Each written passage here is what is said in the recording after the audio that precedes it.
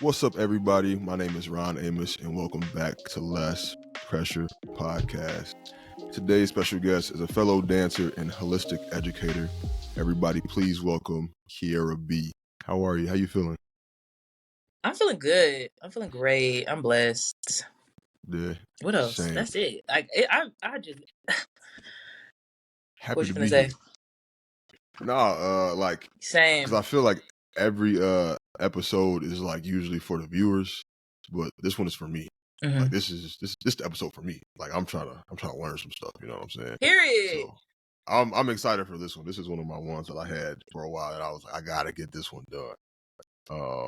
So yeah, I really want to first start off by just asking you, like, we all know you dance and everything, but how did you get started with your holistic journey? Okay, so I feel like I grew up pretty like vegan vegetarian. My parents did not cook meat in the house. I grew up pretty much anti-meat. So I always had a different like relationship to my body and understanding of my body and like the understanding of like how food fuels us and impacts us from a very young age. And even as a kid, like I started reading really young. So after a while, I like read all the books in my house. Like I was reading like all my books, and then I just started venturing at reading my parents' books. Even though I didn't probably know what the hell was going on in the book, I was just reading to read. You know what I'm saying? And so like I had stumbled across this medical journal, and it was probably from like the 80s or 90s. And the journal was kind of like just ailments. It would show you the pictures of the ailments and just I didn't know that was kind of like planting a seed back then, but like that was something that interested me because it was kind of disgusting, but I was just like super intrigued about it. So fast forward, I guess there's just little quirky things throughout my life. Like as I'm speaking now, it makes sense that I ended up doing this, but like I used to watch this Discovery show about autopsies. Mind you, I'm in probably like middle school. We had satellite TV, so we had all the Discovery channels. Okay, so I was watching. I'm the type of person like I'm gonna watch whatever interests me. If the shit if it look interesting, I'm gonna watch it. So like as a kid, like if I'm scrolling, like, but I got intrigued about like Discovery Health, and there was this one show called Dr. G's, and she would do autopsies, and it used to creep me out. And it was like weird, but I was like, I kind of used to force myself to watch it because I'm like, well, I have a body, so like why would this freak me out? You know what I'm saying? Why would blood freak me out? Why would seeing a heart freak me out? Like, why would lungs freak me out? It's crazy because it's a dead person, and they don't really show you all of that, but they do show you like, how she goes about her analysis and figures out what's wrong with the people and shit like that. So that was something that intrigued me as a kid. And then after that, it was really nothing. I didn't really do anything health wise. I mean, my parents, that gave me a microscope. I've always been a science nerd, so it was always a part of my life. Like science was always my favorite subject. So I didn't necessarily want to go to school for this. Like I didn't necessarily want to do I wanted to be an artist. Like I wanted to be a rapper, producer when I was a kid. So I mean, I rap now, but yeah, like I wanted to be an artist. Okay. Yeah, I was writing music. So it was like music. I went to an art school, so it was like music and science. So it's funny, I'm a dancer, herbalist. Yeah. But like, yeah, it was just little small stuff throughout my life that I feel like was just like kind of leading me down the path. And then in 2019, my great auntie's husband died, and she had been with him my whole life, so he was like my uncle. He died of stage 4 cancer, and this was right before COVID. And so basically, he had got diagnosed, and then 4 weeks later had passed. It was like a week before my birthday.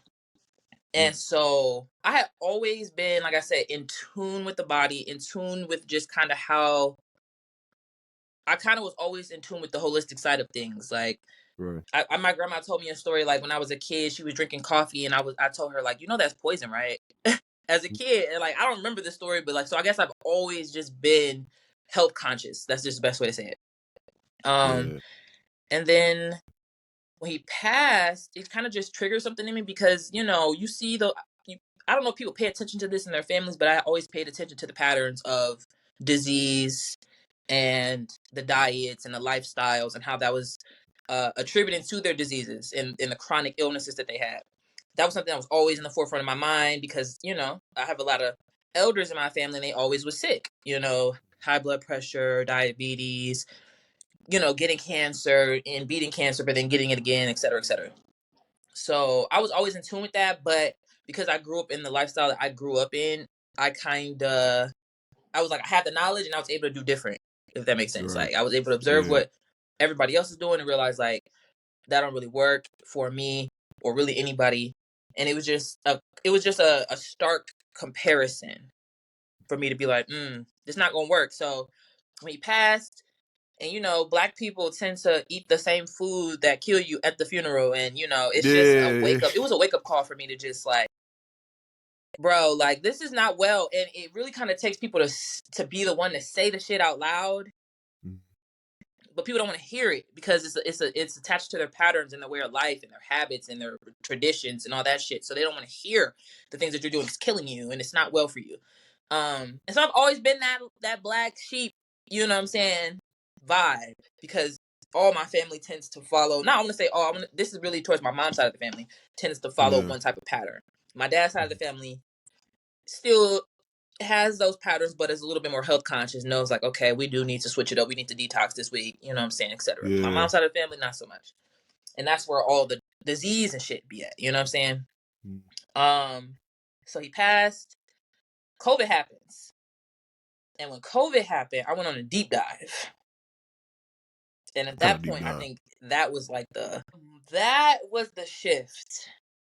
When everything, like the veil that they be talking about just fell, because it was just like, I've always been activist minded. My dad is very pro-Black, so I grew up in a very pro-Black household. Very Matrix talk, you know what I'm saying? Like I've always been in tune with that type of vibe, right? So when COVID happened, I immediately knew something wasn't right. Period. Like sometimes people, you always hear like do your own research, but reality, like some things are placed in your lap over your life.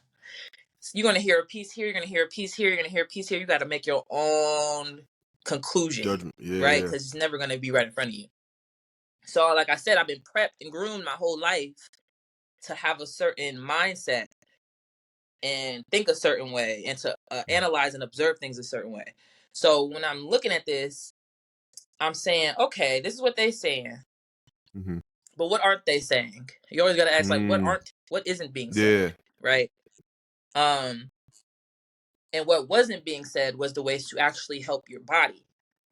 And as a person who studies the body and who studies people who actually study the body, I'm not talking about doctors. Unfortunately, I'm sorry. I'm just going to have to keep it a stack. I'm not talking about people who are Rockefeller educated. You know what I'm saying? I'm talking about people who actually study the body. These are biochemists. These are biologists. You know what I'm saying? Get into the nitty gritty of what's going on. You know what I'm saying? Not for money. So, do you still see me? Yeah, I can see you. Okay, because you went black. Okay, I just want to make sure we're good. So yeah, I just started to see something was wrong, because there was things that was being left out of the mainstream narrative. And one of those things was how to take care of yourself holistically. Like there was no go outside. There was no vitamin C, vitamin D, zinc really towards the end. And if they did tell you to do it, it wasn't because like that was the main narrative. Like anytime there's a main narrative being pushed, I have to question why that is, So it was just like I just went on a deep dive. I started watching hella videos. I went on these YouTube dives and I like to get information from both sides. So I'm hearing what the news is saying. I'm studying what these other people are saying and looking into the resources that they're asking us to look into, so that I'm learning about patents. I'm learning about how the medical system works, the lobbying that's behind it and the money that goes behind it and all the corporate interest that's behind these things. Like anything that's placed on the news in front of mass people like that is something that has to be planned. Like that's not ever coincidental. It was just too many things that wasn't making sense from a logical standpoint. not an Mm. emotional standpoint. And it was a rough time because people, I fell out with a lot of people. I feel that, yeah. It was bad. It was Mhm. bad. Like people, and there's people I still don't talk to because we just had differing opinions. But why does it have to But be like yeah, so a COVID happened. Go ahead. situation where, like, if y'all don't see eye to eye or have different thoughts and opinions about certain situations, why can't those relationships still coexist? Because I find that, like, there's a lot of people that I know that, they have their thoughts, I have my thoughts. Well, because a lot of my thoughts are my own, like, ways of just thinking in general. But yeah, like, I have a lot of people that think different ways, whatever. But I try to still allow them to, have space for their, opinions or whatever. Like, why do you think Yeah, that the relationships fall out because of that? I think they fall out because people do not know how to take themselves out of situations and not apply strictly emotion. Like people, I don't think people know how to be objective. Yeah. Because for me, in those situations, I was always like, I'm gonna tell y'all what's actually happening, but whatever you Hmm. choose to do is ultimately your decision, and I'm not gonna judge whatever you feel like you have to do. I was like so firm with that stance, even though I may disagree with what you do. I'm gonna understand ultimately, like, this is your life, and if you feel like this is what you need to do, that's what you need to do. But I also want to let you know that there are other options. You know what I'm Mm. saying? But I think on the other perspective, it was hard for people. I had this conversation with someone recently. Like people tend to say, you're not understanding me when you just don't agree.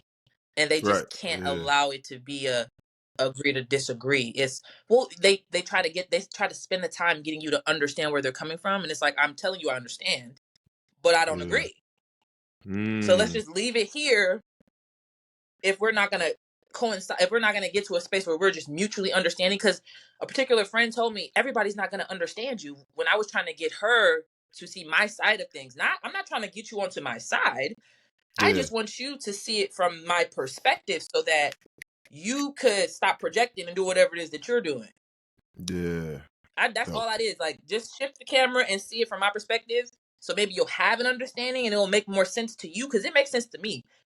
You know what Yeah. I'm saying? I don't really like explaining myself, but if you're a friend, I genuinely want you to get where I'm coming from, especially if it's something that we're just really at odds at. Ultimately, I'm gonna feel how I feel, you're gonna feel how you feel, but that shouldn't be a point of contention unless you're really attaching this to your ego and can't let Mm. go. That's You the want to have problem, though. some semblance of control over. It's the ego. It's always the ego. It's like they attach their egoic, like, side of themselves that has all that emotion and stuff, and they can't just take that part out and just allow themselves to hear and see where somebody else is coming from, because it's always like me, me, me. Like, it's not always about you. Sometimes it's not about you. Sometimes it's just about seeing the other person, and that people struggle to do that a lot. People really do struggle to do that, and I think that was the problem. Like, and I do have to work. I know for me, being a person that loves to help, Mhm. learning how to shut the hell up. I'm gonna Mm. give myself that. You know what I'm saying? I definitely learn how to shut the hell up and not give advice, and not give, or learn to ask, like, can I give you some advice? So I can give myself that. But in other terms, like, I feel like I'm always that person that's gonna tell you, like, if I see something that's gonna help you, and then I'm in the Mhm. field for that. You know what I'm saying? Like, Yeah. it's just hard for me to get out of that mindset. But I'm learning to be more present and patient with that because I don't want you to come onto my side. I tell people that all the time. I'm not here for that. I'm here to give my Mm. offerings and to say what I've found to be true, and that's it. You either believe it, you don't. You go do research on your own, and that's beautiful. Like, other than that, but don't insult my intelligence. Don't disrespect me, because then that's when I feel like I gotta defend myself. Now that we finna argue because you're not finna tell me I'm stupid when I know for a fact I was gonna let you live. Yeah. I was gonna let you live. You know what I'm saying? But now you're trying to play with me. That'd be the problem. So do you think That'd that be the all the things that you problem. do, and, like, what you like, the education part of it, are you here to, like, serve people? I believe so, and I believe it's just by being myself. And like you were asking, like, where did the journey come from? I feel like it, like I said, all these things like led up to the moment, and I'm still learning, but I feel like I was meant to do this for a reason. Like, people were meant to hear it from this voice, or some people were meant to hear it from this voice. You know, some people were meant to resonate with this energy, giving this information. And I know for a fact, like, I'm supposed to be one of those people using my voice, like using the Right. things I learned to help. And like, it took a minute to like accept that, because I was having self-esteem issues and imposter syndrome and shit. But I'm not nobody's savior. Right. You know what I'm saying? I don't want to be a savior. I'm just here. Mm-hmm. You know? No, I feel that. So with COVID, after COVID happened, it was like the ball was rolling. After that, it was just like I made a product during that time because my grandma had got COVID, and I started doing research. I was already kind of doing my herbalist research to becoming. I was already using herbs. You know what I'm saying? Like, we already be what we supposed to be. You know what I'm saying? I agree. Made her my product. She was in bed for 3 days. This is when COVID first happened.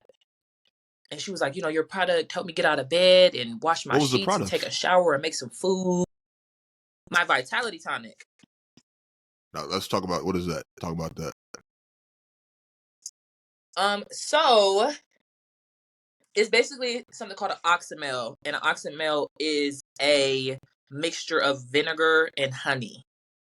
So vinegar being really good for your digestive system, and honey being a soothing, healing property.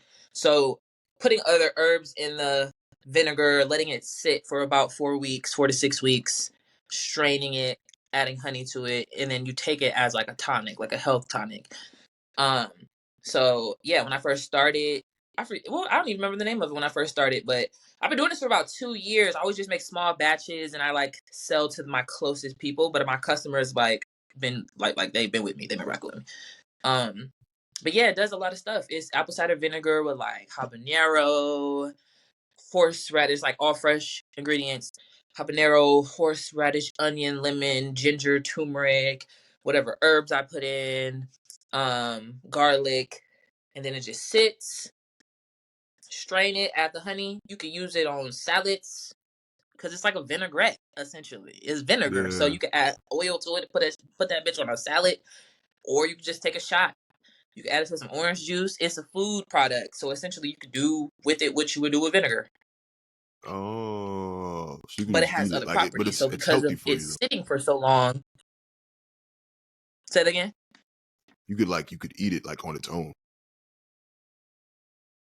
Yeah, you could just take a shot of it on your own, on its own. People do What it tastes like? use the like.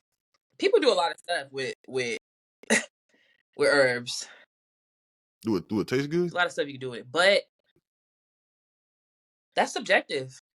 I can't answer that because it's so funny. I had my press it. She was like, "It smells like you in here making a witch's brew." I'm used to it. I don't smell shit.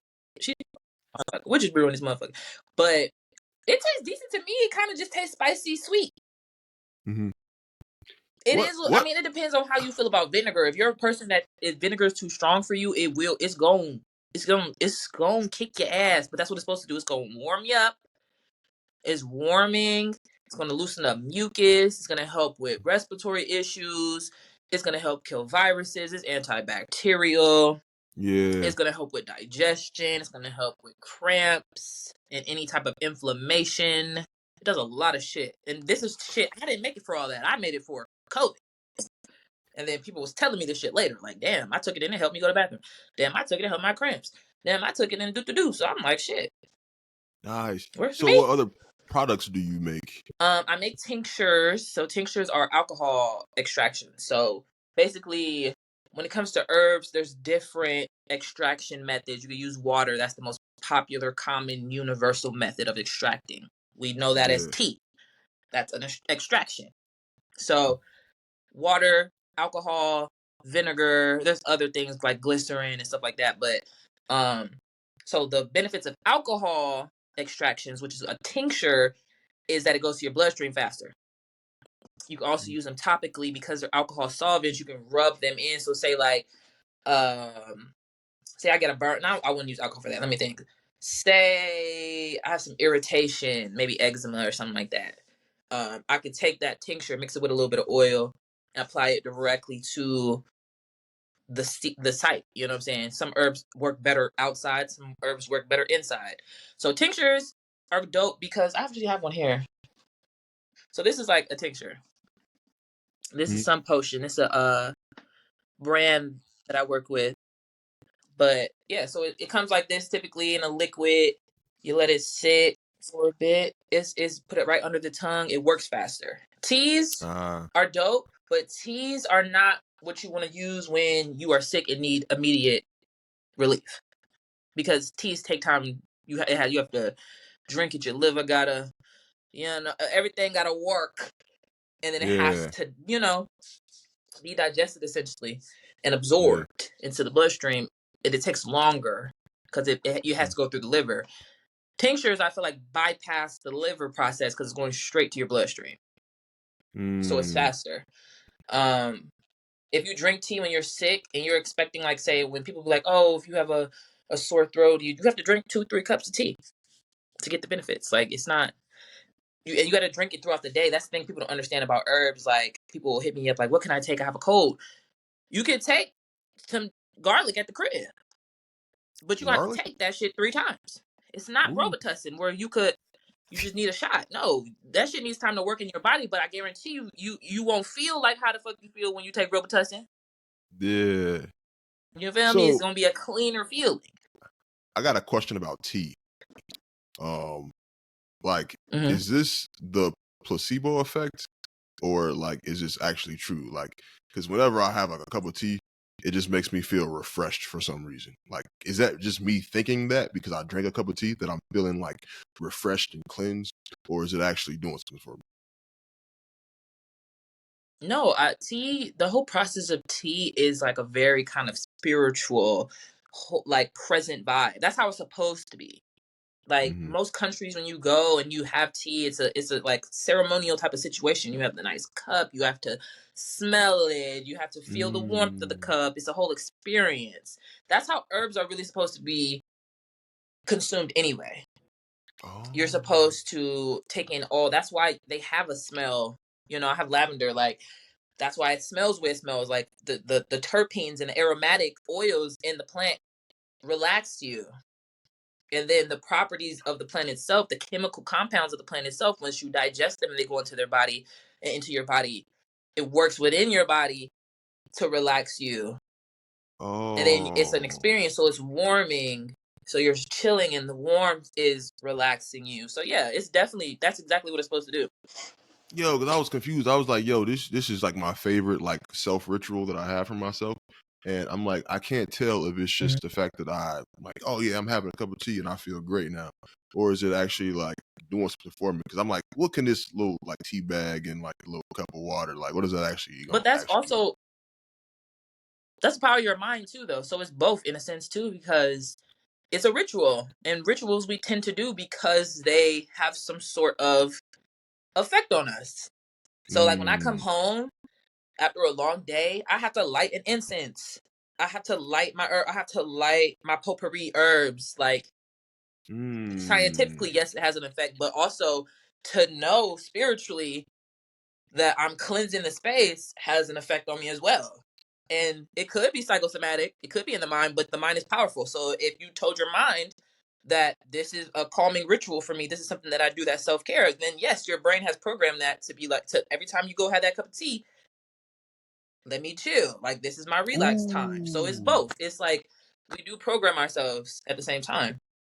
That's dope. So like, what are some other rituals that you have for yourself? Because I'll start every morning with like a little meditation, some stretches and stuff like that. I got my little things here and there.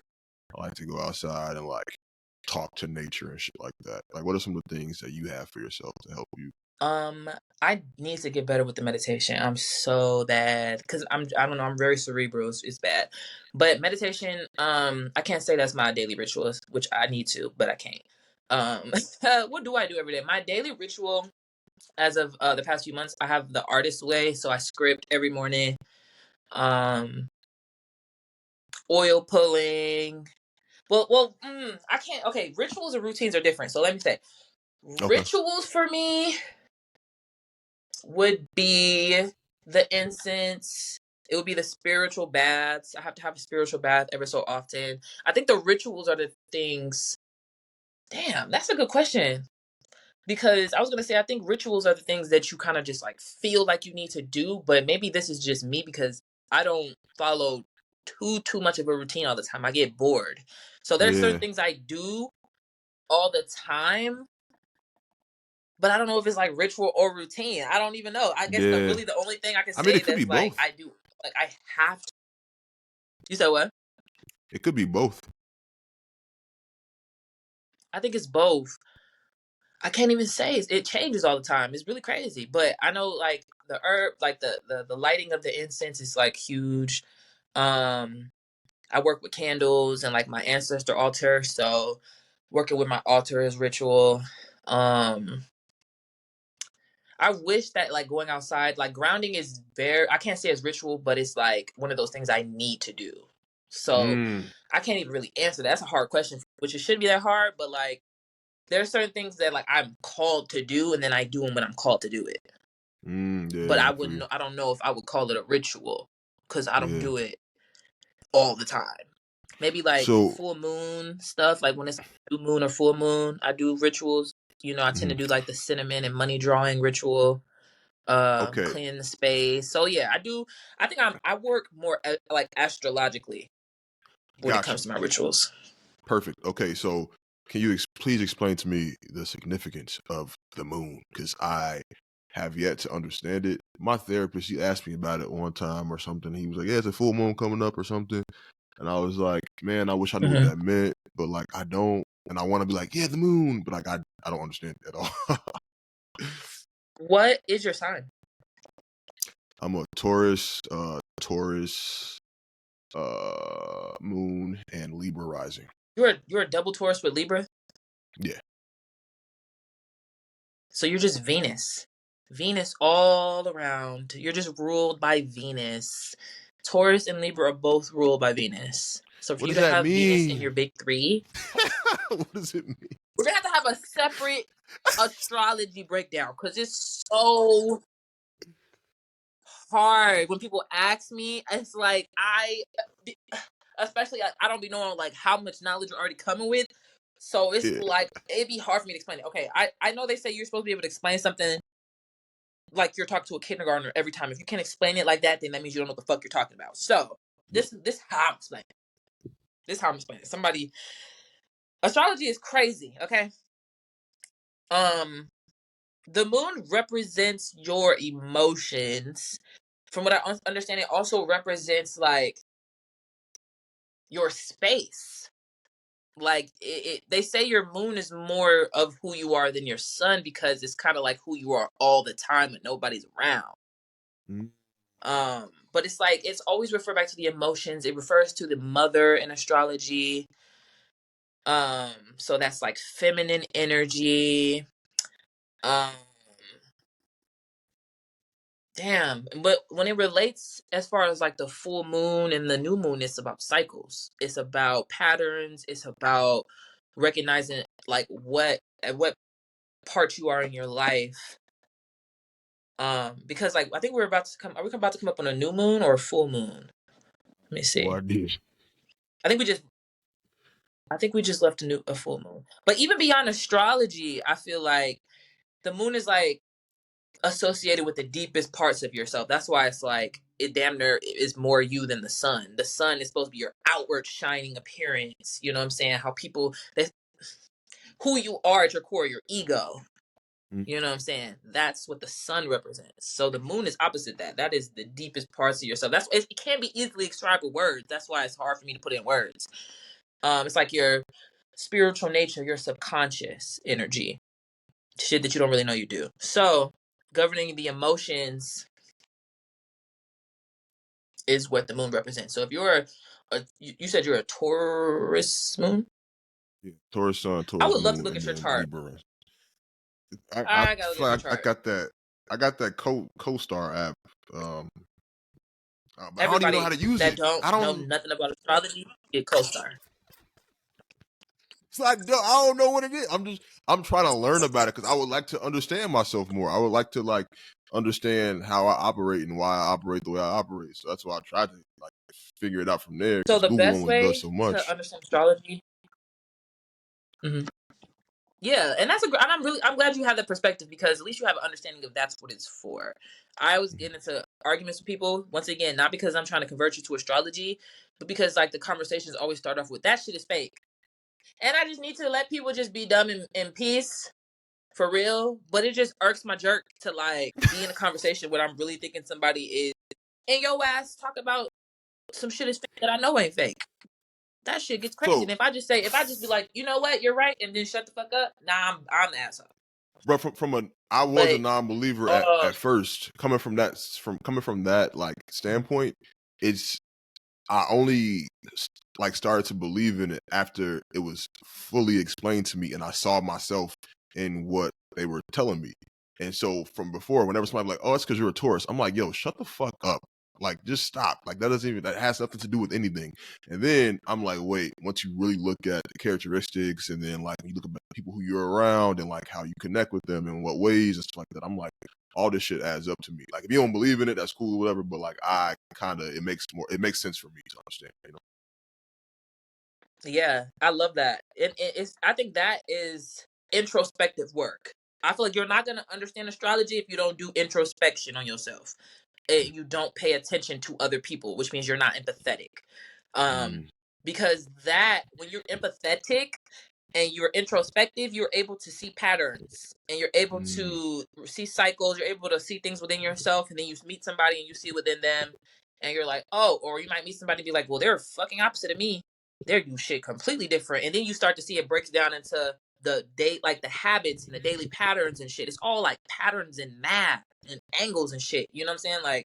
Like you said, you see something, you hear about a characteristic that is supposed to be associated with you, and then see somebody else and see their characteristics and realize, oh, we don't really match up. Not to say there's nothing wrong with you and nothing wrong with me, but we just don't match. yeah, You feel me?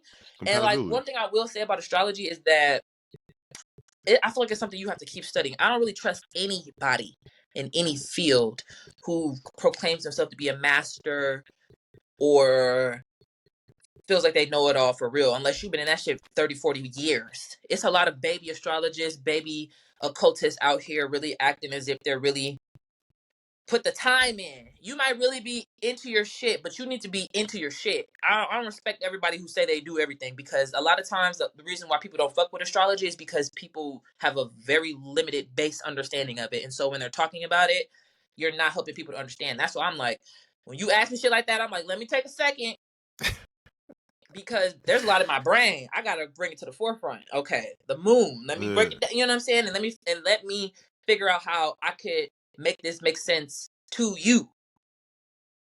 You know what I'm saying? Mm, But I think the best way to study it, because there's so many different aspects to it. Like I've been learning about this shit for maybe like the past 3 years or so, but I'm like still constantly learning something new. And yeah. now I see how it relates to the world, because it's just really a science that is about patterns and predictions that have been calculated over the years. You know what Yeah. I'm saying? Just based on the planets, and like you see how it shows up in the media, in the news, with this Diddy shit. Like somebody got mad, but if you pull that man's chart out, I bet I could show you some shit. You feel me? I study this one astrologer. He's been studying for a very long time. He's like, he figures out the patterns, and he's seen what placements are in serial killers' charts. It's a fucking thing. I can look at your Wow. chart and see what type of childhood you had, and see what your ideal dating life is, what your ideal dating partner is, and see what your ideal career situation would be. Now, it's not Mm, permanent. So that's another thing. It's not to be a stamp and be like, that's who you are. That's who you were when you were here, when you were born, but you have free will. So if there's shit in my chart that's like, in romantic interest, I could be obsessive and possessive. But I don't want to be obsessive and possessive over these niggas. You feel me? So I'm not gonna do it. You feel me? It's like about knowing who you are so you can know who you want to be. Yes. It's all of that. It's like because a lot of the characteristics that I get thrown on me is like, oh, the stubborn one. It's like, oh, you're very stubborn and no one can move you. But like, I've been working on myself for the last like 4 years to the point where it's like, okay, once I start to notice that I have these characteristics that are not necessarily going to help me move further, then I start to allow myself to be more open in different ways. So when I notice that I'm being like hard-headed and I'm being like, oh, no, I try to open myself up to learn more. So it's like, I feel like every sign has their like initial characteristics, but it's up to you to like evolve yourself and grow and change and give yourself what you need in order to operate as your best self. And that's the thing that people get stuck on. It's like they have their characteristics and they're like, well, I'm gonna just be this way. Well, it's like, no, you're gonna be that way, but you have a choice in how you continue to show up in the world. Right. It's up to us to do that, you know? What's your sign? Capricorn. I'm a Capricorn, Virgo moon. People, and you know what? How do people know that? Because tell me. The way that my big sister, she's a Capricorn, and I feel like y'all just come off very like strong. Not like in a bad way, but like you're very just grounded within yourself, and you don't come off as you need help. You're very independent. I just feel like you're very just like assertive people, you know? That's just my take on Capricorns. That's hey, you right, shit. My moon though is in Virgo, and I'm a Sag rising.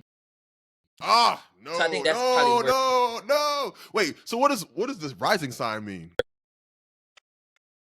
Your rising is how you come off to others, like how people perceive you when they meet you, like that. So it's so funny because when we first got on the call, I'm like, he gives me Aries Taurus energy. I knew Taurus in the back of my mind, but I'm like, why do I get like Aries too? And it just you might have a placement somewhere. Like it depends on where it's at in your chart, because although I'm a Capricorn, so let me explain it like this, because this is about to, hopefully this doesn't go too far, but you have the planets, okay? You have the houses in which the planets reside. And so the houses themselves are another type of energy. So I might be a Capricorn sun, but if it's in a house ruled by Gemini, then I'm still going to exhibit Gemini qualities as a Capricorn sun. It's going to be like Capricorn with a Gemini tint on it. So my sun is is ruled by, so my first house is in Sag. I feel like I was supposed to be a Sag. Just looking at my chart, like I always say I'm a Sagicorn. Because Capricorns are dope. I love Capricorns, but I'm a little bit more optimistic than most Capricorns. But it expresses itself through an Aries energy. Yeah. So my sun, even though it's Capricorn, I still have very much like leadership qualities, and it's at an Aries degree. So like, I love sports. I've always been like a roughhouser. Like I've always, like when I was a kid, I used to climb trees and like ride bike. I'd be really feeling like I'm a nigga on the inside, but like the baddest nigga. You feel me? I don't know how to explain it. Like that's part of the Capricorn, because Capricorn is big dick energy. So it's like, and it's like the daddy energy. But I'm not like the daddy. Like I love, like I feel like I was talking about relationships, and they were like, Capricorns, we need to be the boss baby, but also we need somebody who like can lead. You know what I'm saying? But like that's always been my energy, like boss baby, but also like super marshmallow. Like I can't explain it. Like I don't know, but very fiery energy. Like I've always like played sports with the boys.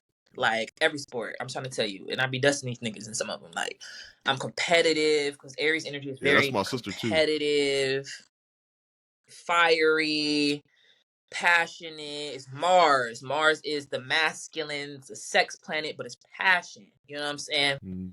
Fiery. It's like pricks and blood and scrapes and that type of energy. So that is your actionable energy. Where your Mars is at shows how you approach action. Mm. Your Mercury would indicate how you communicate, how you listen, your style of communication. I think that's also the mental capacity, like your mental qualities, is your Mercury energy. That's Virgo. So my emotional moon rules the emotions is in Virgo, which is ruled by a whole different planet. So that'd be the issue too. So that's why the sun sign is not always enough. It's not enough that you're a Taurus. It depends where it's at in your chart, because that's gonna determine what type of Taurus you are. That's why people don't believe. They be like, well, I met this Scorpio and they 2 different Scorpios. Yeah. Depends what the fuck they got going on. Cause I got but they still Scorpios. I got 3 brothers, and they're all Tauruses, and we are all so different, and it's so interesting because wow, 2 of them are like super homebodies, like not really into like the going out, all that stuff. One of them, he can't sit down. Like, you can't get this man to stay in the house. He's out and about all the time, but he's also an April Taurus. Now me, I'm May 15th. I don't know what that means, but I'm like the Taurus that needs balance. So I love my alone time and my being at home, but sometimes I get tired of it and I need to go out and like wild out a little bit. I need to go have a good time. So it's like just seeing us, that we're Libra all energy, that balance. And that's what I think it has to be, because I never understood, because I was like, yo, I love going out. I love having a good time. But when we're done, I'm going to go sit by myself for a little bit and recollect myself and get myself back together. But at the same time, y'all trying to go out, I'm trying to go. So Taurus, yeah. Taurus, Libra, I feel like if the Libra is your rising sign, so yeah, Libra is a very sociable sign. It needs that. Libra thrives on that, like, energy, friendships, companions, business partners in that type of way. Like, I don't know if business partners is ruled by Libra though, but companionship and friendships, and like, I feel like what's the word I'm looking for? Like, bringing people together type vibes. Like, that Libra needs that, and it's the scale, so it's balance. And that's probably why I was just telling one of my homies, I got 2 Libra friends, and I'm like, sometimes I really don't like y'all. Like, sometimes I don't get along with Libra energy because it be wishy-washy. And like, it goes back to evolving though. It goes back to like, stop fucking. But you know what? I told him, I was like, you know what? We need that energy sometimes of not picking a side, of being the balance, the scales, not tipping to one. You know what I'm saying? Yeah. But I don't like it in terms of conflict, because in conflict they're gonna choose. Depending on the Libra, I feel like the idea is to not have conflict, and so to keep the peace. You know what I'm saying? Certain actions are taken. Whereas me, my energy, I don't necessarily like conflict either. But in terms of justice, I be pick a side. Oh, you feel me? yeah, It's not a in the middle. No, pick a side. And it's air, so it's not grounded. It's very cerebral, which is cool. We need cerebral energy, and that's part of astrology too, and like relating it to relationships, because by you having all that Taurian fixed energy, you need some people that's opposite you.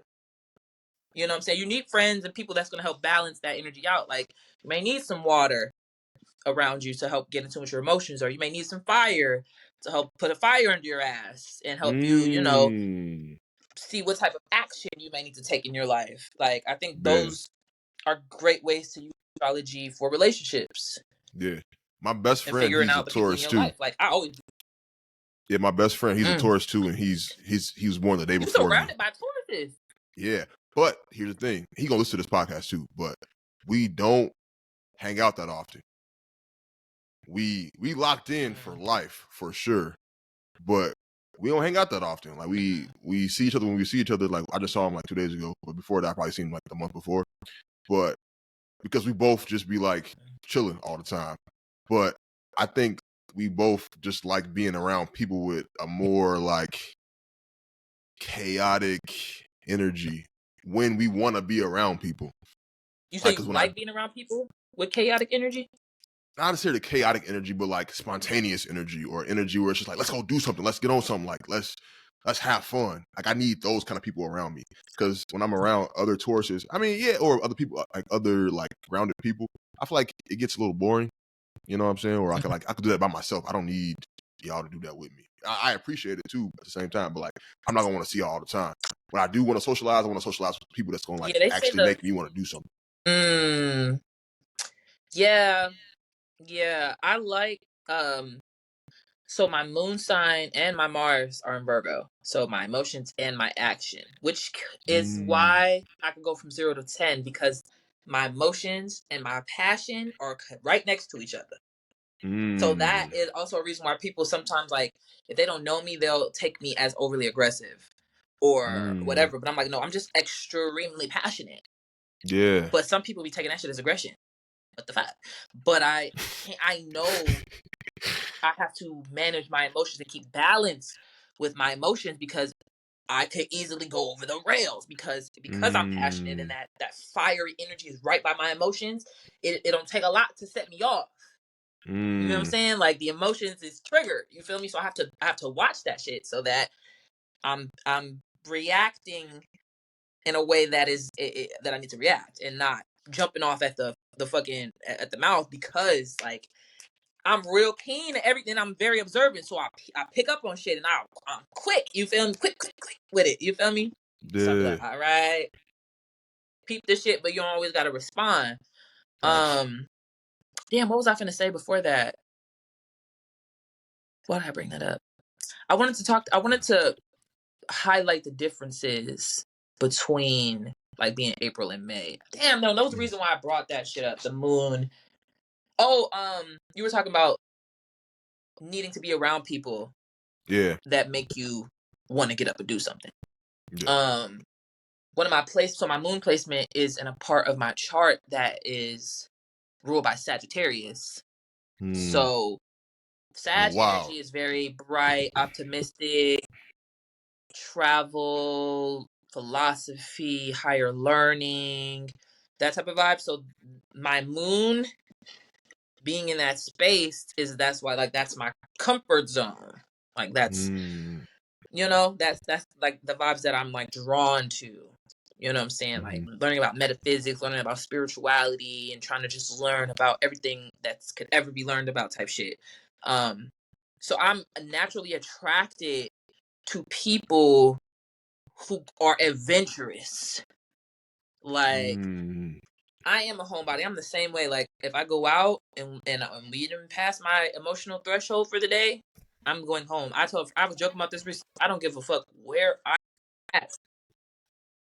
I don't give a shit if I ain't drive. I'm going the fuck home. Like be like, oh, you can stay the night here. It depends on who you are. I gotta know you're gonna leave me the fuck alone. It's friends that like I love the friends who recognize I don't have to say it. Like when they ask me to come stay over, and it's like if I've been traveling, or they're like, you can come stay at my house for the night or whatever. Then they just leave my blanket and all my shit and be like, text me like, oh, it's there and the door's unlocked, or here's your use your key or whatever, and leave me the fuck alone until the morning. Yeah. Love you. Yes. I love it ain't nothing like personal. Yeah. It really don't be personal at all. Like I used to have a friend who would get like, you never stay at my house, like because you talk me to death for hours. I be tired, nodding the fuck off, and you not seeing that I'm tired. I'm trying to be nice. Yo, shout out to Noah, because that's not, that I feel like that's not you gotta observe, you gotta know me. I know my friends.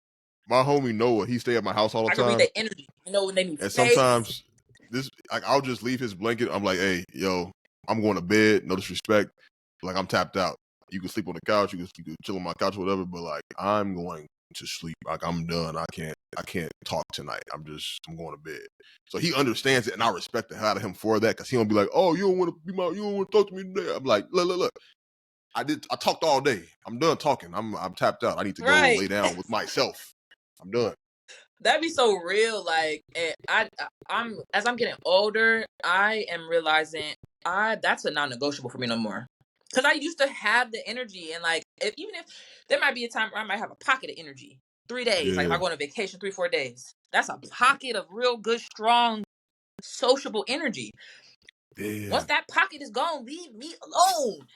Especially if I didn't gave you my time for that. Like if I didn't gave you some days of my time, you Yeah. got to leave me alone for a week. Don't Yes. talk to me. I love you. I love you. I still love you, but I need to be alone with my thoughts. Like Mm. I don't like being up under people. I don't like I don't like clingy people.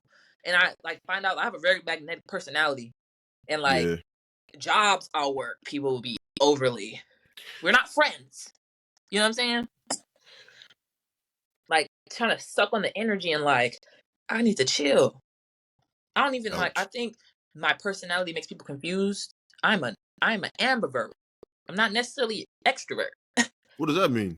Ambivert is like you're right in the middle of being or you're like half and half. I really might not even call myself an ambivert. I might just call myself a high functioning introvert. Ooh. An I might have to introvert seal that who one. could be extroverted. Yeah. I might have to seal that one because I end up in the same situation. I can talk to anybody.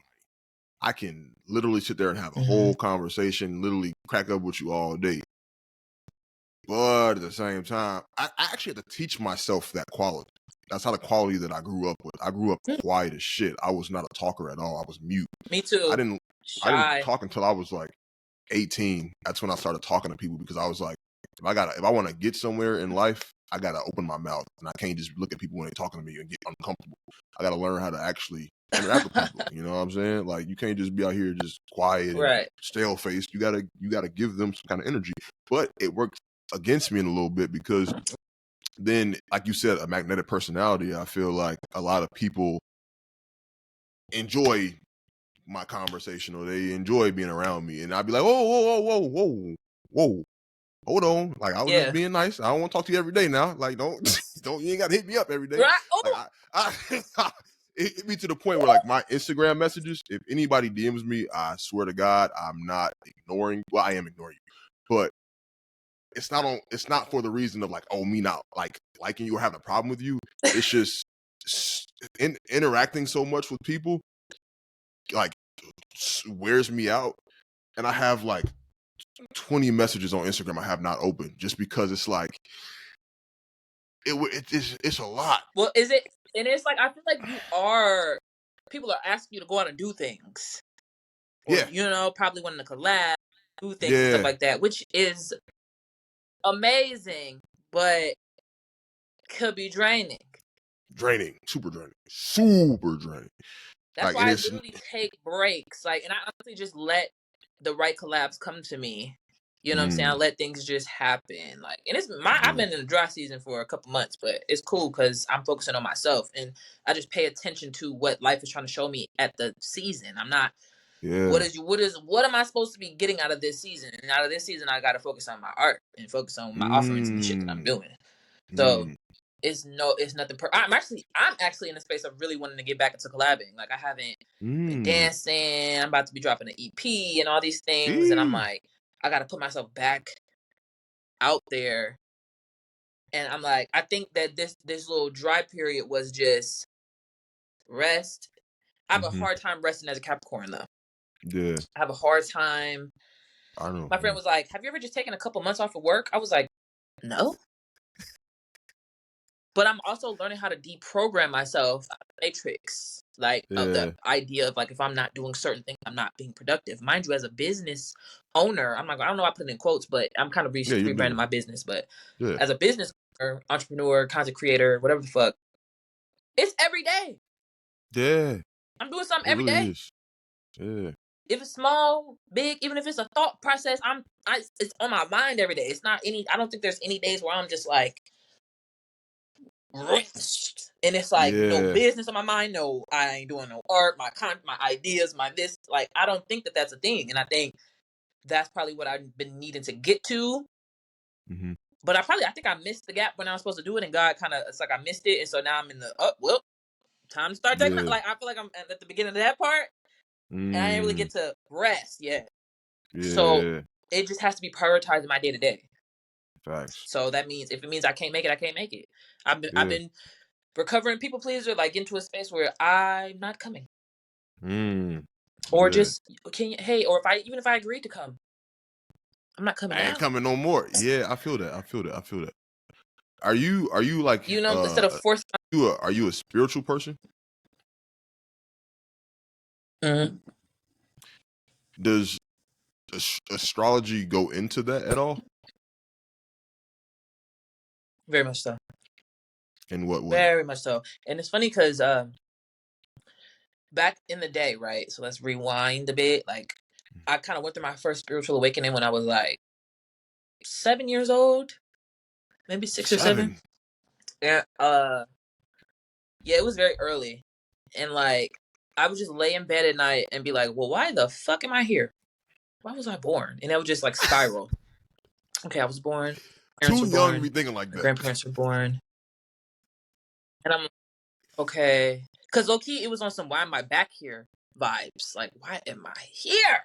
That's what it was. That's what it was giving. Why am I here? This is a horrible place. This is a terrible place. Mind you, I'm 7. I'm I'm just energetically feeling like I feel like I didn't reincarnate in this bitch, and this is not a good place to be. That's just what I feel. So I'm like, well, shit. And then I would spiral in the darkness. Like, it's Yeah. bedtime. I'm spiraling. Like, why the fuck would God bring me here so I can love all my family and then they die? Now I gotta wait. Now I gotta basically wait till my mama died, my daddy died. Like, what the fuck? Like, these are thoughts that I'm having as a kid. Like, Yeah. this is kind of fucked up. This is kind of a fuck, because I'm really like, I kept going backwards. Like, but okay, I know we were born, but why? Like, I'm Yeah. literally asking why as a kid. Like, okay, we were born and we're on planet Earth and we have all these trees and like cars, but why though? Who made it? Like, so Yeah. that's where it started. Like, from there, that was like the like catalyst as a child, and then from then on, like abuse and like empathetic powers go hand in hand. So when you're growing up learning to listen for certain footsteps, that and learning how to read energy so that you can determine if somebody's angry or what mood they're in, that kind of turns into being an empath. Like that turns into be able Mm. to read energy and sense Yeah. into things like that. So, and who knows if that was supposed to be part of my journey anyway, and the shit that happened to me just exacerbated it, but who knows. But I knew from a very young age, like, I had a purpose. I wanted to do things. Like I said, I wanted to be a rapper. I used to envision I used to like sit on the floor all day and envision basically what I'm doing now, type shit. But Yeah. in the future, like I just see myself on stage and on radio stations interviewing and things like that. Fast forward, I got real heavy into ancient Egypt as a kid. Like Really? super fascinated with it, super resonated with it. My dad had a whole bunch of books, and so I would just read the books, even though I didn't know what the fuck they were talking about. But I was just really fascinated with it. And of course, the ancient Egyptians were the first to start mapping the skies and Mm. putting it on the walls. You know what I'm Mm. saying? Learning about the like Osiris and Horus and like Isis, and learning about the Egyptian gods. And honestly, the Egyptian gods have their own representation of astrology, Yeah. and they mean something else. And it's Mm. like really the astrology that we study now comes from that. It was like Mm. it's like a bastardized version of it. So um yeah, it goes hand. I don't even. It's such a hard. I don't even know how to fully answer that question. But like, spirituality is really just being in touch with everything, everywhere, all at once, type shit. That's how I look Mm. at it. Yeah. Being in touch with the fact that you don't just have this human body. There's something else Yeah. beyond that, Mm-hmm. and recognizing that you can use that other body, that spiritual body, in your regular life. That's what spirituality is for me. Mm-hmm. Um, and astrology is the same shit. Astrology is in everything you do. Like I said, it's the way that you can use it to map out everything in your life. You can use it to predict things that will happen. You know what I'm saying? On the grand scheme of the United States, you know what I'm saying? You could you could predict things. You could see what's gonna happen, but it's like, damn, how do I I just feel like they go hand in hand. Now, it's not to say that you need to use astrology to be spiritual. What I will say is that it helps to explain the things that are going on, even just transits, right? Transits are astrology that's happening in the sky currently, Yeah. right? Like the like you said, the full moon. That's a transit. That's a Yeah. transit of the moon. The moon has transited its cycle and now it's here, right? Yeah. Each transit represents something. So when you hear about Mercury retrograde, right? That's a transit. I don't know what That that is. Mercury retrograde is affecting the planet. Oh. So when I say astrology and spirituality go hand in hand, it's kind of like, if I'm looking at spirituality from the lens that I said, it's just about being aware. That's a good way to put it. That's the best way to look at it. It's just about being aware. Yeah. To sum it up, shit. Question. So you said Understanding like when Mercury. you said something about like you can use astrology to predict certain things and stuff like that. So my question is like, then do you believe in the validity of like tarot cards and stuff like that, and like using those kind of things to like answer questions that you might have about life and stuff like that? So I think that falls into the category of everything, everywhere, all at once, because the energies that these people are tapping into, whether it be because back in the day with our ancestors, it was probably the root lady, and she was reading bones. Reading The ancestors in the bones. village, you know what I'm saying? They're reading this, they're reading the stuff. Like, so I feel like it's just a tool to access something that exists beyond our five senses. That's all it is. Like, you don't even necessarily have to use tarot cards. There's people who channel messages. Like, I've gotten downloads and I ain't have to pick up a card. People were telling me I need to buy a deck because they're like, I thought you already had a deck. And I'm like, no, I just get downloads. And the Really? downloads come when I'm like in alignment, but that I've never needed to use a card. I mean, I've gotten readings and the readings be on point because they're tapping Right. into an energy that we just can't see but exists. Right. So when it comes to like tapping into your ancestral energy, if you believe in ancestors and you believe that they're with us and that energy never dies, then there should be a way to contact them. Right. If energy never dies. That makes So a lot that's of all that is. sense. It's just a tool. The you ask a question and you get an answer. There's been times, there's only a couple readers, and then my energy I protect. So everybody can't read me. And Oh, that's okay. just that. Like, you can't tap in with my spirit team. Everybody can't tap in with my spirit team. I've gotten readings and I'm Okay. like, this shit don't make no sense. I've gotten read from my closest friends and it felt like, damn, you must be talking to somebody like in my family. Yeah. So it's about, I think, who's anointed to do the work, because everybody ain't a fucking tarot card reader and everybody want to get a goddamn deck. And I just got a deck too, but I was called to get it. And I was called to get it. You know what I'm saying? But yeah, everybody's energy ain't the same. Everybody's not meant to use tarot. Some people are meant to use other forms, and it's just like there's oracle cards. There's different types of cards. Just about tapping in with that energy and using it to reveal things. That's like manifestation. It's all the same Yeah. shit. You tapping in with a quantum, whether you want to call it quantum physics or the quantum field, or you want to call it the ancestral realm or whatever the fuck. Like, I feel like it's just dimensions. Like, where's your energy and frequency at, and can you tap into some shit other than what's happening on Earth? Interesting. Yep. Now you said something about you being in alignment. Now, what does being in alignment mean to you? To me, it feels like I'm not questioning anything. I'm in the flow. There's no obstacles in my way. I'm not saying no obstacles, but there are no obstacles in my way that I put there through, not doing the work. You know what I'm saying? I feel like it just means like everything is happening when it's supposed to, as it's supposed to. And I feel like it's called alignment because you know that you're just doing what you're supposed to be doing. A lot of times I know I'm in alignment because I'll start seeing angel numbers like crazy. I just be seeing hella angel numbers everywhere, I be all day, seeing all angel day. numbers all the That's time, why I but I be say like, am I tripping right now, or does this like? Because I don't.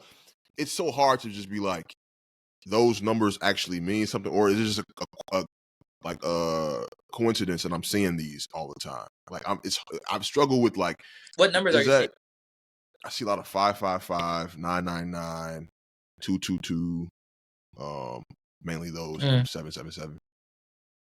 555 is change. 999 gives like spiritual. Let me look up 999 because hold on.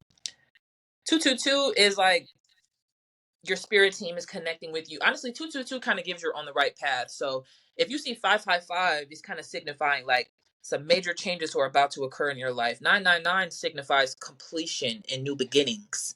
So you're moving from something's about to change to you're about to go into a new beginning. So that whatever that change is about to complete something.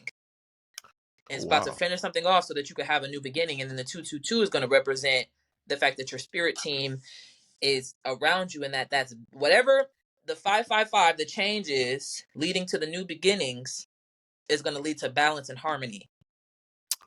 wow, that's great to So hear. That I would sounds pay amazing. attention to, yeah. And I mean, the negative aspects of those numbers would be just, I don't even think it's a negative, to be honest. It's just that new, mind you, I didn't say what the new changes was. I didn't say what the change was going to be. Right? I didn't say what the Yeah, new beginning was going to be, and I didn't say how it was going to balance you out. So yeah. that's why it's like duality, because it could be, the change could be, I'm not gonna speak anything, but just the change could be something crazy to lead to these things. But I would pay attention to what you're doing when you see these numbers and what you're thinking about, because Mm. that'll give you more of an inkling of what's going to Ah, happen. But yeah, angel numbers are a great sign. Like the universe is made of numbers. So if numbers, I feel like, are the one consistent form of communication that you could trust, and that means something. If anything else, if you don't believe in nothing else, you know what I'm saying? mhm. So I how feel do like you feel the about the people? the Nikola Teslas of the world. How do you feel about people that like tattoo angel numbers on them? Because then I feel like at that point you're almost manipulating the numbers by like making them, you know, on visible or something like that. You know. You put in the duality of that sign on you. Mm. Like I said, the 7555 is change. That don't mean it's always good change. You know Ah, what I'm true, saying? true, true. It could change. That's why a lot of times, like when people do manifestations, you have to say make it good and correct without harm to anybody. Yeah, Like yeah, there's certain spell workers that make sure, like when you're manifesting something, that you add on some shit, because say I want to get $1 million, but you don't specify where it come from, and then $1 million yeah. come from a settlement from some shit you ain't want to have. So Ah, that's any yeah, tattoo is like that though. I think people tattoo symbols onto themselves all the time, like evil eye and shit. Like I don't know. Hey, if it works for you, it works for you. I believe there's a spiritual significance to putting. mm, So yeah, just understand that everything has a it's yin and yang. So it's not always gonna be light. You might be tattooing some shit on you. People get like certain planets tattooed on them, not understanding the planets have good and bad qualities. yeah. Too much of Ah, any good thing is not good. you are very, very, very, very right. Wow, that's definitely something to think about because I think that everyone always wants to look at the more positive side or like the thing that brings them hope or that part of the symbol. They're not thinking about the entirety of like what Mm-hmm. it actually has and it brings with it. So that's why I asked that because I'm like, man, I get why people put those numbers on them because they look at those numbers as like good things. But I'm like, can you really? Are you allowed to do that? Is that how it works? I don't know. It's just something that I always think about. I mean, I know a lot of people with angel numbers. I feel like if that's your angel number, sure, go ahead. Because, I see 1222. I feel like that's my angel number. When I see 1222, that just Mhm. feels significant to me. Um, We have but our own angel when I numbers. know some significant, you said what? So we have our own specific angel numbers. I believe so. Hmm. those be the ones you're going to see all the time, like all the time. Or I just feel like it's about energy. So for me, 1222 just feels energetically. Anytime I see it, and that might not even be my angel number. Maybe I just really love seeing that number. I don't know. But and that might be my angel number then. You feel me? Yeah. Like it is what it is.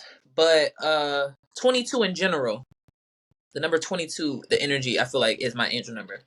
Now you have a birth number and all that shit, like your like a life path number and stuff like that is a number that represents your energy. But I feel like angel numbers is any number that pops up with a message at the time that you need it. Because sometimes the angel numbers is 1, 2, 3, 4. If you see 1234 on the clock, that's the angel number. That's like initiating steps. Like you got to take steps to get to the next, part of what your journey is. Like, and it really matters what you're thinking. Because for me, when I'm meant to see an angel number, I'm meant to see it. It's not that I'm looking at the clock turned 1222, and I'm like, oh, that's my angel number. No, I'm minding my business. I'm thinking like 444. Yeah. And this how angel numbers work for me. This how I know they're trying to get your attention. Because if you ask for a message, like 9 times out of 10, they're trying to get your attention. That's why you'll be like, that's why you think about it. It's a connection happening. So it works for me. Like I'll see 111. I'll see 222 on the clock, 333, 444, 555, 6. There's no 666. 555. And then I might see 777 somewhere else. Like I'll watch a video and see it in the comments. That's how spirit communicates with me. It'll be in succession like that. Or when I was working at this shitty ass job that I hated years ago, I would see 123 on the clock, 223, 323, 423, 523, 623, all throughout the day. I'm not looking for it. I might go to the bathroom, come back, look at the clock, pick up my phone. I'm talking to somebody, having a long ass conversation, not paying attention to the time. Look at the clock. It's always a situation like that, and it's like you're drawn to look at it, type shit. Not like you're just staring at it. It's always a situation where I might be thinking of something, and then I'm just drawn to look at the time, and then it'll be an angel number on the time, and then I'll look up the angel number to see what the message is. So that's another way that spirit communicates. You don't always need tarot. Like I feel like that's a message in and of itself. If I'm deep in thought about some shit, like maybe my future or whatever, and then I look and see an angel number, and then the angel number tells me exactly what I was thinking or what I need to hear. Ooh. That's a beautiful thing. It really is. And it's really cool, I think, that like we have all these resources to like allow ourselves to live like a life that like feels like harmony. I think that's really cool, because especially just the way that we grew up sometimes, I feel like the families that we're placed into, they don't necessarily give us what we require in order to live a harmonious life. You know what I'm saying? Like we're passed down traditions or traits from our parents and our families and stuff like that. And I had to really kind of find my own within myself and like my lifestyle and stuff like that, because I grew up in a really super, super, super religious home, and it never like really connected with me, but it was kind of like forced on me. And a lot of the religion was used as like a weapon. It wasn't ever used as like something to make you feel good. It was always used like to make you feel like to stay in line, or like that. And so growing up, like I tried to connect with it. I would do what I needed to do, or I thought I needed to do to like connect with it, and it just never connected.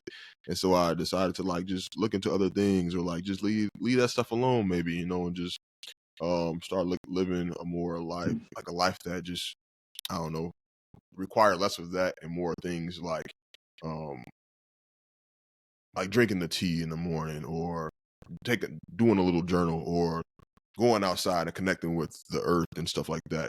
And I had to figure out what was going to work best for me in order to live a life that felt like peace to me. You know what I'm saying? And that's what I would hope for everybody. I want everybody to be able to kind of figure out what they require in order to live a life that feels good to them. You know what I'm saying? Because there's no one size fits all for anything. You know what I'm saying? But we raise our kids. We want our kids to be us. We want them to be like us.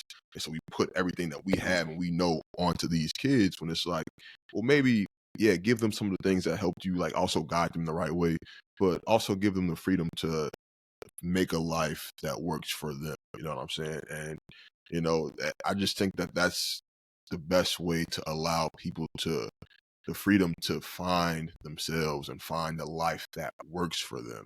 You know what I'm saying? Like, when we grew up with like a lot of trauma that we don't even realize it's trauma because it's so normal and stuff like that.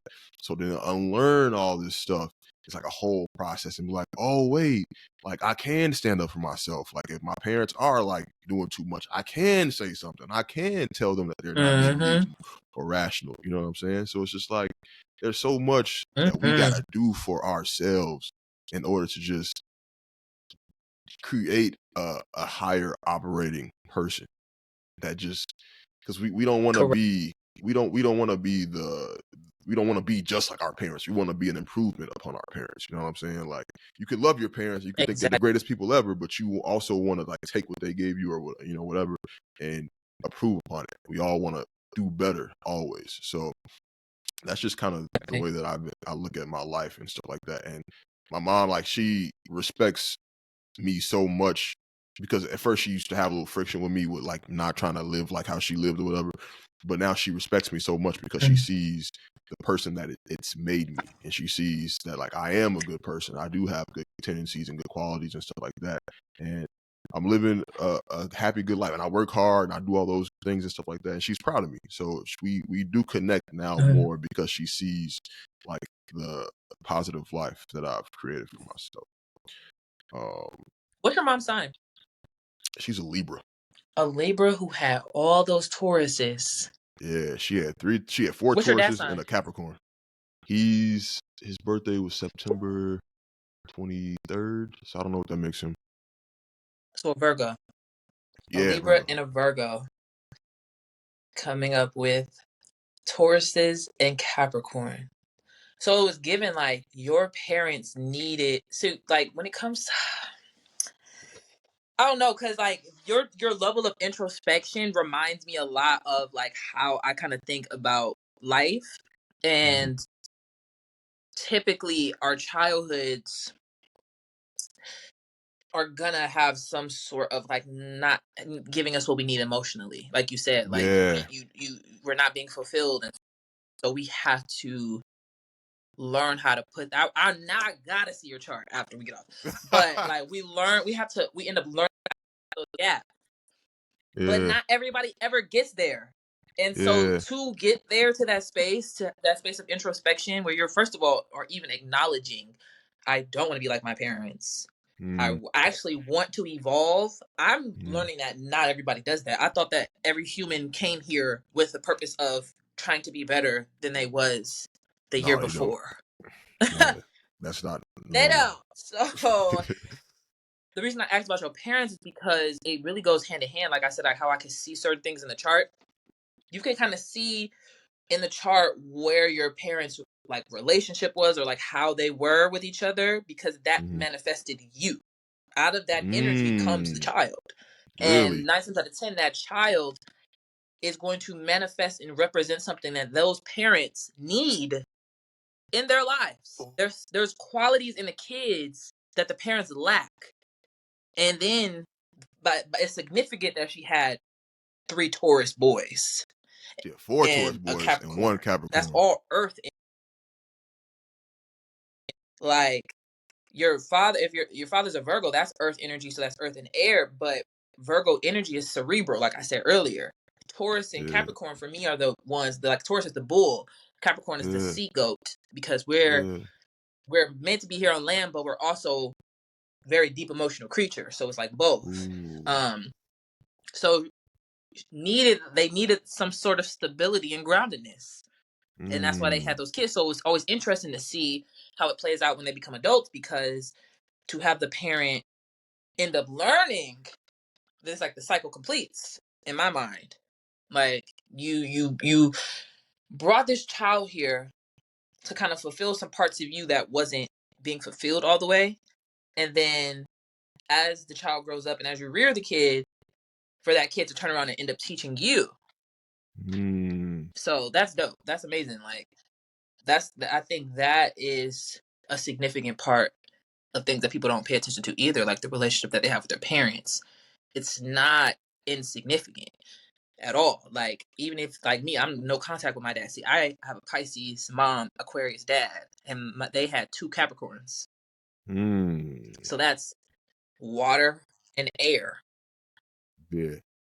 They needed something else. And what's so funny is that you'll see, like I don't talk to my dad. My dad's an Aquarius. That air cerebral energy. We don't get along because what it is that I'm trying to reveal in you, not even trying to, what I'm revealing in you as being your child, you don't want to see. You don't want to accept because you don't want to do no work on yourself. And unfortunately, I'm your karma. Kids are karma. So the more kids you have, the more karmic debt you have. Essentially. And it could be good or bad karma, right? It could be good or bad karma. But I think when it comes to karmic debt, when it comes to kids and karmic debt, is something that you haven't fulfilled in other lifetimes. And I don't really, I'm still learning about that. But I do believe kids are a form of karma in a sense. Because 9 times out of 10, that child comes out being exactly what that damn parent needs. Not even on some have kids to be karma, but it's karma because you had this child, and depending on the circumstances of this child, like depending on who you had this child with and all that shit and where you're at in your life, is going to depend on how this child grows up. Wow. And it's like a cycle because then they're going out into the world to take your trauma and all the shit that you did with them while they were in the womb and possibly get with another partner and make another baby with trauma. So that's why it's karma.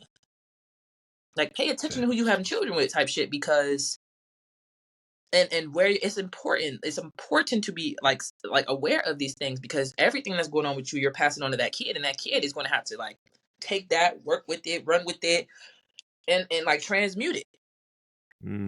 So the least you could do is be a good parent. You feel me? And listen and work on yourself. Yeah. Because I ain't asked to be here. Well, technically I did, but you know what I'm saying?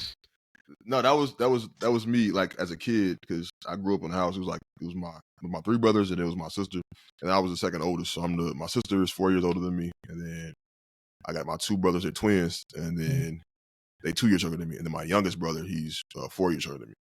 And so I was always the kid that was like super like talk backy, but like more so not in a way just to be like bad or whatever, but more just Questioning. in like, yeah, just questioning everything. Always asking questions if something doesn't add up, or asking for like equality for everybody. Like, oh, if he does this, then we should be able to do this too, or like just shit like that. Or always just speaking up when I felt like it needed to be done. And I found myself getting into so much trouble as a kid because I was the one that was willing to like say something all the time, and they would always like tell my my family members and stuff like, he's the bad one. I'm like, I ain't even do nothing. Like, I'm just out here trying to just make sure everything is fair for everybody. You know what I'm saying? I might get out of lines here and there, but like I think about myself as a kid, I was such like a nice boy. Like it wasn't like a bad bone in my body. Like I went to school, did all my work on time, wasn't a problem with nobody. But like it just came to like when it came to authority and stuff, I always questioned authority because I felt like I am equal to you. I never felt like I am less than you. I always felt like you're a person, I'm a person. Let's treat each other the same. You know what I'm saying? Like, no, you not finna sit here and talk down to me. Because like you said, like, I ain't necessarily asked to be here. Like, you had me.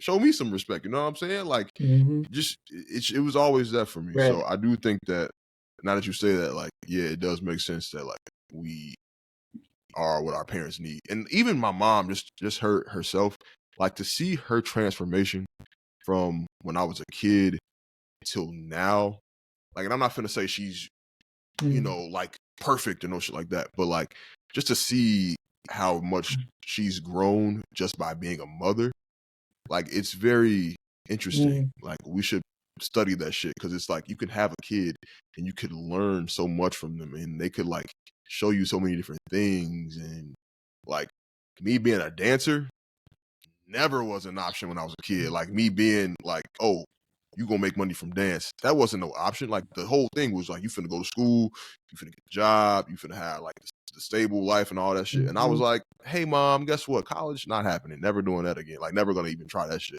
And then I was like, I'm gonna follow my own path and do what I need to do.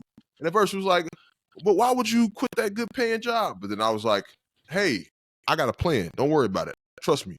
And now that I'm at a point where I can support myself, take care of myself. I'm not poor. I'm not like trying to find how I'm pay the bills.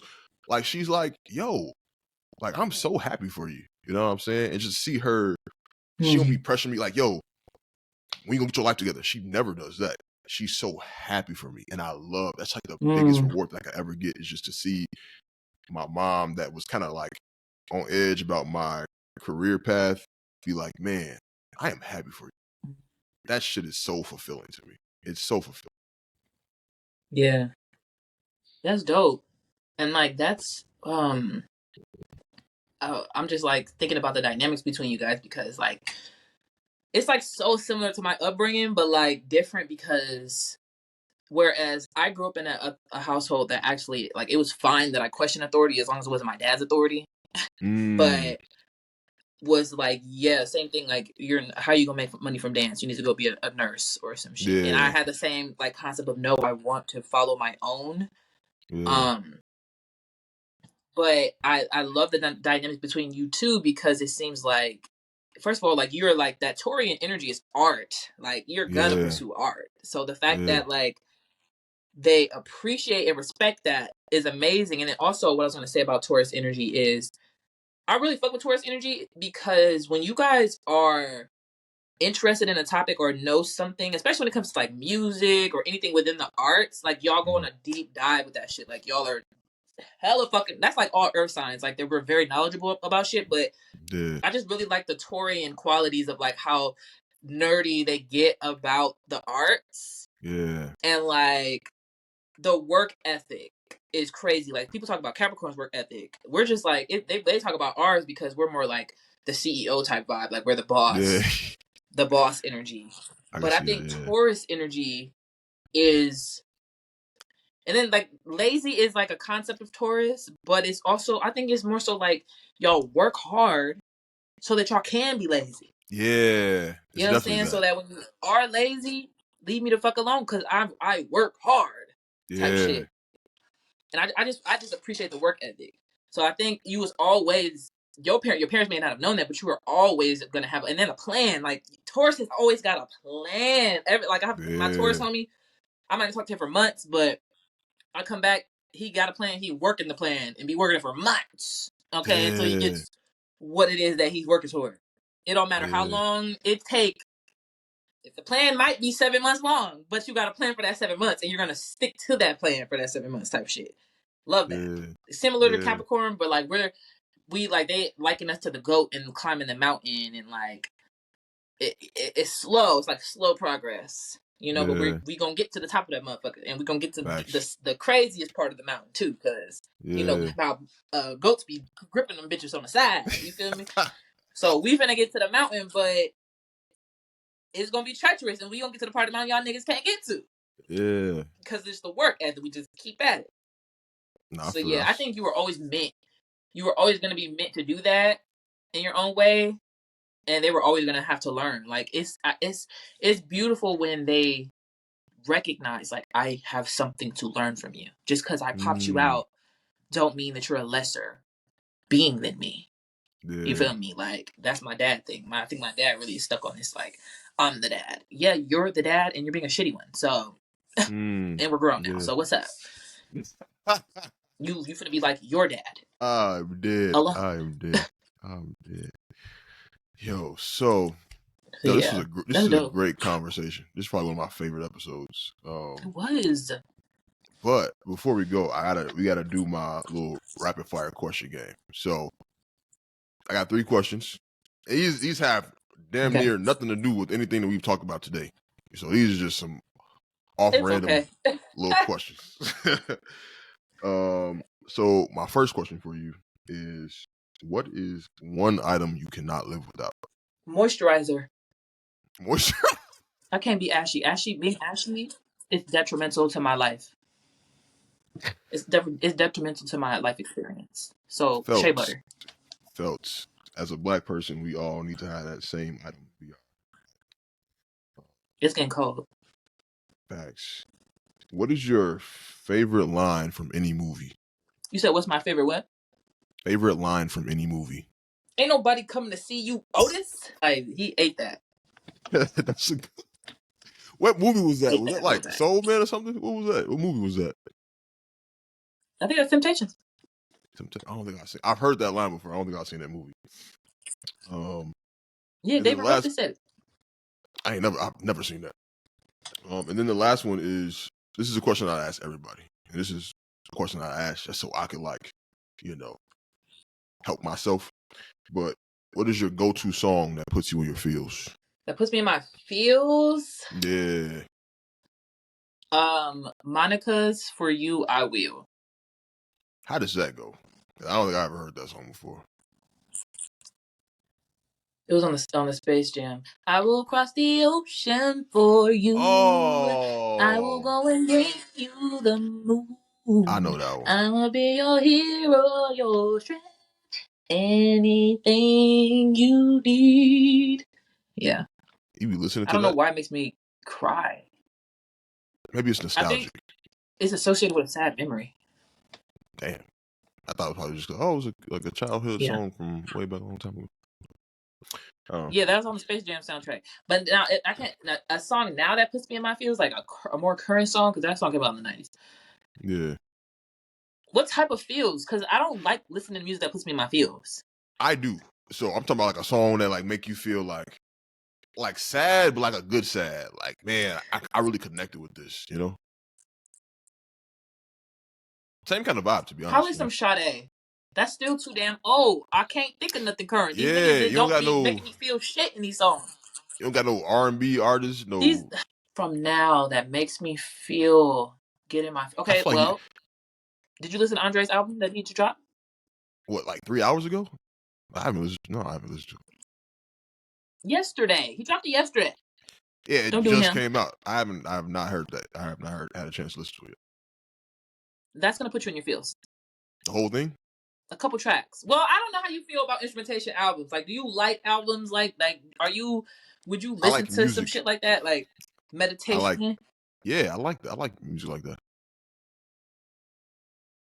So you like all types of music? Yeah. Cause this it's like it has a bit of like flutes and bowls and wind chimes and shit. That sounds perfect. A couple perfect. Tracks on there. That sounds amazing. Was very. And then he tuned it to 432 hertz apparently, which is like the healing frequency. So it didn't make me feel sad, but there were a couple songs that make you like contemplate. Ooh. That just make you kind of like, for me, it took me somewhere else. Like it made me feel like I was traveling in my mind. Wow. Yeah, I'm gonna tap into that. It's like that. It's amazing. I'm definitely gonna go ahead and listen to it. You gotta listen to it start to finish. Yeah. And just listen to it like when you got something mindless that you need to do, like some work or something. Just play. Yeah. Ooh. Hey, this sounds. I'm excited. I'm happy now. Yeah, that's crazy. I'm definitely gonna listen to that. But before we go, do you have anything that you want to plug? Like anything with your business or anything that you want to plug to the audience?